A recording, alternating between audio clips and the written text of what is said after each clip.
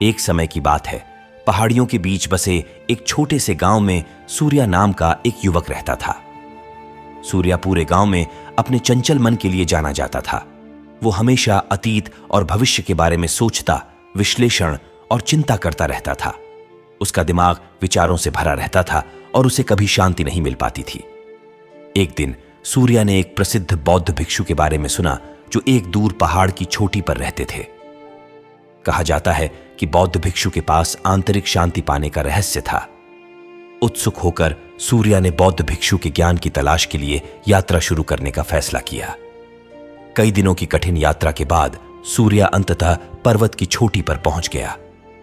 वहां उसने बौद्ध भिक्षु को चुपचाप बैठे हुए पाया। उनकी आंखें गहरे ध्यान में बंद थीं। बौद्ध भिक्षु के पास गया और आदरपूर्वक प्रणाम किया। बौद्ध भिक्षु सूर्या ने कहा, मैं आपका मार्गदर्शन लेने आया हूं। मेरा मन बेचैन है और मैं आंतरिक शांति के लिए तरस रहा हूं। क्या आप मुझे सिखा सकते हैं कि मैं अपना दिमाग कैसे खाली करूं? बौद्ध भिक्षु ने अपनी आंखें खोली और शांत मुस्कान के साथ सूर्या की ओर देखा। आप कहते हैं अपना दिमाग कैसे खाली करूं? बहुत अच्छा, मैं तुम्हें सिखाऊंगा, उन्होंने उत्तर दिया। बौद्ध भिक्षु सूर्या को एक सुंदर बगीचे से सजे एक छोटे से आंगन में ले गए। आंगन के मध्य में पानी से लबालब भरा एक बड़ा पत्थर का हौज था। सूर्या ने देखा कि बौद्ध भिक्षु ने एक करछुल उठाया और उसे बेसिन में डुबोया और पानी से भरा करछुल बाहर निकाला। फिर उसने पानी को एक छोटे खाली कटोरे में डाला। अब बौद्ध भिक्षु ने सूर्या से कहा, आपका काम बेसिन को खाली करना है।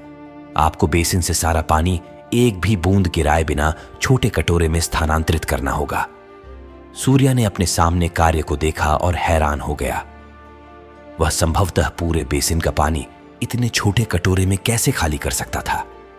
बहरहाल उन्होंने चुनौती स्वीकार कर ली और बेसिन से पानी निकालना शुरू कर दिया। घंटों तक सूर्या ने लगन से पानी निकाला और डाला, लेकिन चाहे उसने कितनी भी कोशिश की, बेसिन पानी से भरा ही रहा। उसके हृदय में निराशा घर कर गई और उसका मन और भी अधिक बेचैन हो गया। बौद्ध भिक्षु ने सूर्या के संघर्ष को करुण दृष्टि से देखा। वो आगे बढ़े और धीरे से अपना हाथ सूर्या के कंधे पर रख दिया। सूर्या, मेरे प्रिय छात्र, बौद्ध भिक्षु ने धीरे से कहा, तुम बेसिन को खाली करने की बहुत कोशिश कर रहे हो, लेकिन तुम पहला और सबसे महत्वपूर्ण कदम भूल गए हो। बेसिन को खाली करने के लिए सबसे पहले आपको अपना दिमाग खाली करना होगा। सूर्या ने बौद्ध भिक्षु की ओर देखा। उसकी आंखें भ्रम से भर गईं। बौद्ध भिक्षु, मैं अपना मन कैसे खाली करूं? बौद्ध भिक्षु मुस्कुराए। उन्होंने कहा, अपनी चिंताओं, अपने डर और अपने लगाव को छोड़ दें। केवल हाथ में लिए गए कार्य पर ध्यान केंद्रित करें। इस क्षण में पूरी तरह उपस्थित रहें और बाकी सब अपने आप आ जाएगा।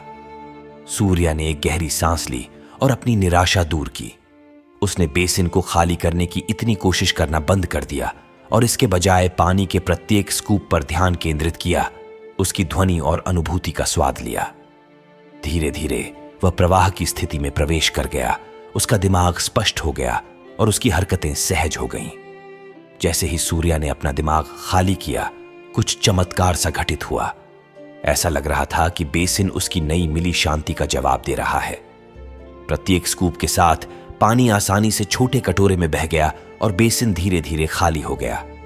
अंत में सूर्या ने पानी की आखिरी बूंद छोटे कटोरे में डाली। उसने आश्चर्य और कृतज्ञता से बौद्ध भिक्षु की ओर देखा। आप देखिए सूर्या, बौद्ध भिक्षु ने कहा, जब आप अपना दिमाग खाली कर देते हैं तो आप ब्रह्मांड को अपने माध्यम से बहने देते हैं।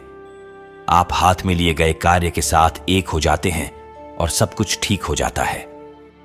सूर्या को एहसास हुआ कि सच्ची शांति और स्पष्टता हमेशा उनके भीतर रहती थी। तो दोस्तों, आपको यह कहानी कैसी लगी?